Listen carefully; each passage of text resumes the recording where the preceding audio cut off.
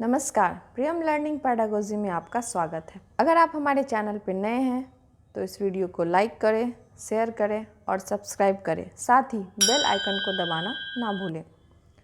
तो चलिए हम अपने क्लासेस को आगे बढ़ाते हैं, लेकिन इससे पहले हम जानते हैं कि पिछली कक्षा में हमने क्या सुना था। पिछली कक्षा में हमने सुना था विकास क्या है और अधिगम क्या है, विकास और अधिगम में संबंध क्या है। तो आज हम अपनी कक्षा को आगे बढ़ाते हुए चलते हैं कि वृद्धि और विकास क्या है और दोनों में डिफरेंस क्या है। वृद्धि, जिसको हम अभिवृद्धि भी कहते हैं, अंग्रेजी में इसको ग्रोथ कहते हैं, और विकास तो आप लोग जान ही रहे हैं जो डेवलपमेंट है।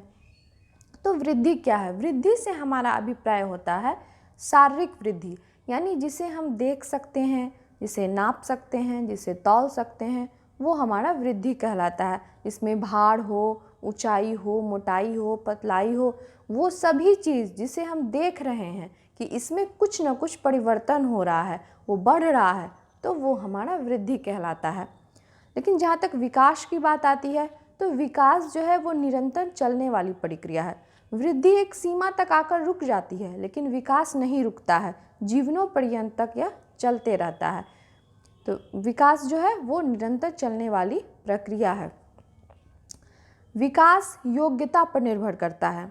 अब मान लीजिए हम उदाहरण लेते हैं कि कुछ एक लोगों का कहना होता है कि हमारे बच्चे में वृद्धि तो हुई है लेकिन उसमें विकास नहीं हुआ है।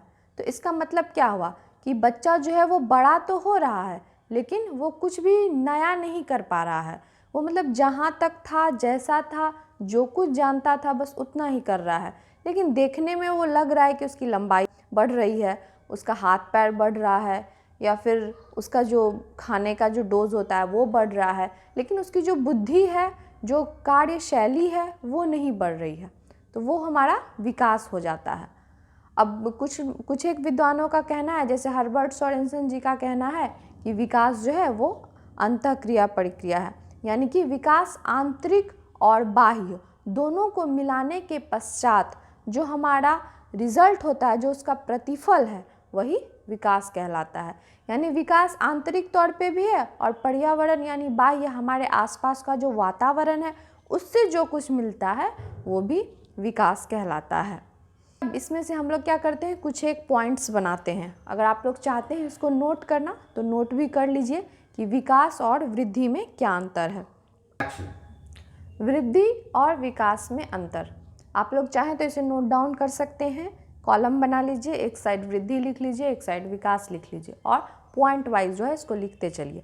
तो हमारा सबसे पहला पॉइंट जो होगा वो है वृद्धि का अर्थ है शारीरिक परिवर्तन।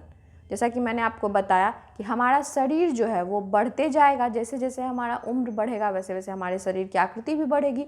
तो इससे क्या निकल गया, वृद्धि जो है वो शारीरिक परिवर्तन है। उसके बाद विकास है, तो विकास एक निरंतर प्रक्रिया है, मतलब ये चलती ही रहेगी। तो पहला पॉइंट क्लियर। दूसरा पॉइंट लिखिए, वृद्धि संकुचित है, चूंकि वृद्धि की अवधारणा विकास की अवधारणा का ही एक भाग है। अब इसका मतलब क्या हुआ कि वृद्धि की अवधारणा विकास का ही एक भाग है, मतलब विकास जो हो रहा है उसके अंदर ही वृद्धि निहित है। मतलब विकास होगा तभी तो उसमें वृद्धि होगा ना। वृद्धि का मतलब क्या होता है, सामान्य तौर पे बढ़ना, किसी भी चीज़ का इंक्रीजेज होना। तो विकास का भी मतलब वही, अगर हम देखें तो वही होता है, लेकिन फिर भी दोनों में अंतर होता है। तो विकास होगा तो वृद्धि होगा, तो विकास का ही एक भाग क्या हो गया, वृद्धि हो गया। ठीक है, इस पॉइंट को समझने में कन्फ्यूजन नहीं करना है, क्योंकि बहुत ज़्यादा ये मिसअंडरस्टैंडिंग क्रिएट करता है कि फिर विकास और वृद्धि एक ही चीज़ हो गया। एक ही चीज़ नहीं है, लेकिन इसमें विकास का जो है वृद्धि को एक भाग माना गया है। ठीक, उसका नेक्स्ट है विकास वृद्धि की अपेक्षा अधिक व्यापक है। व्यापक मतलब बड़ा, यानी कि विकास जो है वो वृद्धि की अपेक्षा काफ़ी बड़ा होता है, क्योंकि वो चलते रहता है। और वृद्धि क्या होता है, एक उम्र सीमा के बाद रुक जाती है। अब जैसे कि देख लीजिए, जब बच्चा जो है वो शैशवावस्था से बाल्यावस्था में प्रवेश करता है, बाल्यावस्था से युवावस्था में प्रवेश करता है, जिसको कि हम लोग किशोरावस्था भी बोलते हैं। उसके बाद वो प्रौढ़ावस्था में जाता है, तो क्या होता है, वृद्धि जो है वो रुक जाती है, लेकिन विकास तो नहीं रुकता है। विकास तो जब तक हम लोग जिंदा रहते हैं कुछ न कुछ सीखने को मिलता ही रहता है। इसलिए वृद्धि विकास को निरंतर प्रक्रिया माना गया है। अब वृद्धि का तात्पर्य मात्रक एवं परिणात्मक परिवर्तनों को प्रकट करता है। अब वृद्धि क्या करता है कि उसमें कितना भार है, कितना ऊंचाई है, कितना लंबाई है, वो मात्रात्मक और गुणात्मक दोनों को स्पष्ट क्लियर कर देता है। अब इस विकास में विकास गुणात्मक परिवर्तनों को प्रकट करता है। तो विकास का मतलब क्या हो गया? विकास जो है वो गुणात्मक, यानी कि आप में क्या क्या क्वालिटी विकसित हुई है, क्या क्या कुछ नवीन ज्ञान का आपके अंदर संचार हुआ है, वो विकास के अंतर्गत आ जाता है।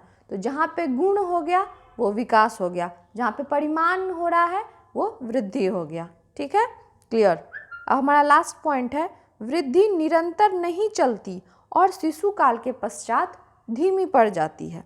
मतलब वृद्धि जो है, आपको हम बता चुके हैं कि वृद्धि एक उम्र सीमा तक फिक्स होती है। अब वृद्धि कहाँ सबसे तीव्र होती है? जब बच्चा गर्भावस्था से निकल के जब बच्चा का जन्म होता है, उसके बाद देखिएगा कि बच्चा में बहुत जल्दी जल्दी परिवर्तन होता है। तुरंत 15 दिन में, महीना दिन में, 2 महीना में, 6 महीने में, साल भर में ऐसे परिवर्तन होता है। लेकिन उसके बाद शैशव काल के बाद क्या होता है, जब वो बाल्यावस्था में पहुंचता है तो थोड़ी सी वृद्धि की प्रक्रिया जो है वो धीमी पड़ जाती है। तो यहाँ पे इसका कहने का मतलब यही है कि वृद्धि निरंतर नहीं चलती और शिशु काल के पश्चात धीमी पड़ जाती है। मतलब वृद्धि तो होती रहेगी, लेकिन उसका जो चलने का समय है वो थोड़ा सा कम पड़ जाता है।